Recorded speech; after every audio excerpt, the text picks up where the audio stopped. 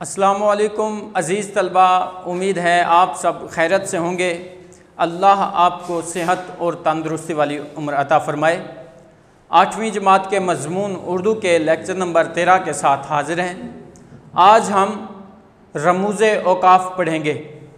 अज़ीज़ तलबा, आप कोई कहानी पढ़ रहे हैं या आप कोई मज़मून पढ़ रहे हैं, आप किसी से कोई भी बात कर रहे हैं, आपके मुँह से कोई भी अल्फाज निकल रहे हैं, उनके अंदर पोशीदा आपके जज्बात का इजहार आप अपने चेहरे से, अपने हाथों से या अपनी जिस्मानी ज़ुबान से करते हैं। और जब यही अपनी बातों का इजहार आप जब कारी को अपनी तहरीर में देना चाहते हैं, तो आप अलामात के ज़रिए इस अपना जज्बात का इजहार करेंगे। तो इन अलामात को रमूज़े औकाफ़ कहते हैं। आज हम रमूज़े औकाफ़ के बारे में जान लेते हैं, क्योंकि हमारा बरह रास्त लिखने और पढ़ने से ताल्लुक़ है और हमें रमूज़े औकाफ़ का इल्म होना बहुत ज़रूरी है। तो सबसे पहले हम इसके मफ़हूम के बारे में जान लेते हैं कि रमूज़ रम्ज़ की जमा है, जिसके मानी इशारात, अलामात या भेद के हैं।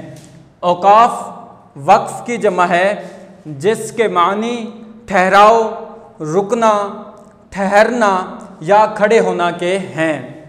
इसी तरह रमूज़े औकाफ़ के मानी रुकने की अलामतें, इशारों पर ठहरना या अलामतों के ज़रिए रुकना है। इस्तिलाह में रमूज़े औकाफ़ से मुराद ऐसी अलामात हैं जो तहरीर में एक जुमले को किसी दूसरे जुमले से या किसी एक लफ्ज़ को किसी दूसरे लफ्ज़ से अलग करने के लिए इस्तेमाल होती हैं। ये अलामतें, सबसे पहली अलामत सकता है, अंग्रेज़ी में इसको कॉमा कहते हैं। इसकी अलामत ये है, किसी इबारत में मामूली ठहराव को सकता कहते हैं। यानी किसी भी इबारत में आप थोड़ा सा बिल्कुल मामूली अगर ठहराव लेते हैं, तो उसके लिए जो आप तहरीर में अलामत इस्तेमाल करते हैं, वो सकता की अलामत होती है, ये अलामत होती है। देखें, मसलन अली, उमर और उस्मान दोस्त हैं। तो अब देखें, अली और उमर के दरमियान ये अलामत लगाकर हमने इनको दो नामों को जो है वो अलग किया है। नहीं तो अली उमर एक नाम भी जाना जा सकता था। इन नामों को अलग करने के लिए हमने तो थोड़े से मामूली से वक्फे के लिए हमने ये सकता की अलामत लगाई है। इसी तरह पंजाब, सिंध, बलूचिस्तान और खैबर पख्तूनख्वा पाकिस्तान के सूबे हैं। तो अब देखें, पंजाब के बाद सकता है, कुछ ठहराव है, सिंध के बाद भी है, और बलूचिस्तान और खैबर पख्तून जब आप देखें दो होंगे तो आप उनमें और लिखते हैं। दो से जब भी ज़्यादा चीज़ों को आपने अलग अलग करना है, तो आपने पहली के बाद आपने आखिरी दो के दरमियान आपने और लिखना है। उससे पीछे जितनी भी होंगी उनमें आपने सकते की अलामत इस्तेमाल करनी है। इसी तरह हमारी दूसरी अलामत वक्फ़ा है। इसे अंग्रेज़ी में सेमीकोलन कहते हैं। इसकी अलामत यूँ है, किसी इबारत में सकता से ज़्यादा ठहराव को वक्फ़ा कहते हैं। ये अलामत किसी जुमले के लंबे लंबे अज्जा को एक दूसरे से अलग करने के लिए इस्तेमाल होती है। मसलन आरिफ सुबह सवेरे उठा, नमाज पढ़ी, नाश्ता किया और स्कूल चला गया। तो अब देखें इसमें कि आरिफ सुबह सवेरे उठा, अब हम क्योंकि हमने एक साथ यूं नहीं पढ़ सकते इसको, आरिफ सुबह सवेरे उठा, नमाज पढ़ी, नाश्ता किया और स्कूल चला गया, ये तरीका दुरुस्त नहीं है। अब हमने चूँकि थोड़ा सा ठहराव लेना है। ठहराव कितना है? सकता से कुछ ज़्यादा है, और वक्फ़ा इसको कहते हैं वक्फ़ा सकता से कुछ ज़्यादा है। यानी आरिफ सुबह सवेरे उठा, हमने वक्फ़ा लिया, नमाज पढ़ी, नाश्ता किया और स्कूल चला गया। ठीक है। इसी तरह तीसरी अलामत है राब्ता। इसको अंग्रेज़ी में कॉलन कहते हैं। इसकी अलामत यूँ होती है, किसी इबारत में सकता या वक्फ़ा से ज़्यादा ठहराव को वक्फ़ा राब्ता कहते हैं। किसी इबारत में सकता या वक्फा से ज़्यादा ठहराव को राब्ता कहते हैं, या किसी कौल को नकल करने के लिए ये अलामत इस्तेमाल होती है। मसलन नबी पाक सल्लल्लाहु ताला अलैहि वसल्लम ने फरमाया नमाज मोमिन की मेराज है। तो अब देखें नबी पाक सल्लल्लाहु अलैहि वसल्लम ने फरमाया, ये कौल को हम नकल कर रहे हैं। अब इसके दरमियान जो राब्ता है, इस राब्ता आ रहा है कि क्या फरमाया, अब उसी बात के अंदर जो राब्ता आ रहा है, रब्त है, उस रब्त के लिए राब्ता की अलामत इस्तेमाल होती है। इसी तरह हमारी अगली अलामत है तफसीलिया। ये अपने नाम से ही वाज़े हो रही है, हमें मालूम हो रहा है कि यह तफसीलिया किसी बात की यकीनन कोई तफसील आ रही है। तो इसको अंग्रेज़ी में कॉलन एंड डैश कहते हैं। इसकी अलामत यूँ होती है, ये कॉलन और ये साथ में डैश। किसी इबारत में किसी बात की तफसील बयान करने या फहरिस्त बयान करने के लिए ये अलामत इस्तेमाल होती है। मसलन 8वीं जमात के माज़ामीन दर्जे ज़ाइल हैं। अब इसके सामने ये अलामत आएगी तफसीलिया की। आप ये याद रहे कि हमेशा इस अलामत से पहले दर्जे ज़ाइल या हस्बे ज़ाइल के अल्फाज ज़रूर आएंगे। यानी 8वीं जमात के माज़ामीन दर्जे ज़ाइल हैं या 8वीं जमात के माज़ामीन हस्बे ज़ैल हैं। तो अब देखें इसके सामने जो अलामत है, ये राब्ता, ये इनके आगे अगली बात से राब्ता हो रहा है इस जुमले का। ठीक है, तो क्या है, उर्दू, अंग्रेज़ी, हिसाब और साइंस वगैरह। ठीक है, इसके बाद अगली अलामत है ख़त्मा। अंग्रेज़ी में इसे कहते हैं फुल स्टॉप।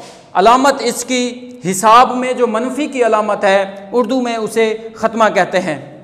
किसी जुमले के ख़त्म होने या अंग्रेज़ी के मुख़फ़्फ़फ़ात में ये अलामत इस्तेमाल होती है। मसलन अरसलान ने खाना खा लिया है। अब ये बात जुमला मुकम्मल हो गया है, बात मुकम्मल हो गई है, इसलिए इसके सामने ख़त्मे की अलामत इस्तेमाल हुई है। इसी तरह रिजवान ने MBBS कर लिया है। अब ये अंग्रेज़ी का मुख़फ़्फ़फ़ है, M के बाद ये ख़त्मा है, फिर B के बाद ख़त्मा है, फिर B के बाद ख़त्मा है, और जहाँ फिर बात मुकम्मल हो रही है वहाँ भी ख़त्म है। यानी आप देखें कि रिजवान ने MBBS कर लिया है। ठीक है, इसी तरह हमारी अगली अलामत सवालिया है। इसको साइन ऑफ इंटेरोगेशन कहते हैं अंग्रेज़ी में। इसकी अलामत है, देखें ये अलामत ऐसे जुमलों के बाद लगाई जाती है जिनमें कोई बात पूछी गई हो। मसलन आपका नाम क्या है, उसके बाद ये अलामत आएगी। उसके बाद है आप कहाँ थे, उसके बाद ये अलामत आएगी। आपका नाम क्या है, आप कहाँ थे। उसके बाद हमारा अगली अलामत है निदाया या फिजाया। अंग्रेज़ी में इसको मार्क ऑफ एक्सक्लेमेशन कहते हैं। इसकी अलामत यूँ होती है, ये अलामत किसी को पुकारने, दुख सुख, खुशी, खौफ या गुस्से का इजहार करने के लिए इस्तेमाल होती है। यानी किसी को पुकारने, दुख सुख, खुशी, खौफ या गुस्से का इजहार करने के लिए इस्तेमाल होती है। मसलन जनाब अली, अब ये पुकारा है, जनाब अली मुखातिब किया है। अब पुकारने के लिए अली मेरे पास आओ, अली मेरे पास आओ। जनाब अली के बाद देखें ये अलामत अली, अब पुकारा है अली को, अली अब पुकारा है, तो इसके बाद पुकारने के लिए ये अलामत। इसके बाद उफ़ कितनी गर्मी है, अब उफ़, इसके बाद ये एक इजहार है। उसके बाद ये अलामत आएगी आहा हमने मैच जीत लिया, खुशी है, खुशी का इजहार है, तो उसके बाद भी ये अलामत आएगी आहा हमने मैच जीत लिया। और इसी तरह किसी हसरत का इजहार जो है काश, उसके बाद भी यही अलामत आएगी काश मैं मेहनत कर लेता या काश मैं मेहनत कर लेता तो पास हो जाता। इसी के साथ हमारी अगली अलामत है वावैन।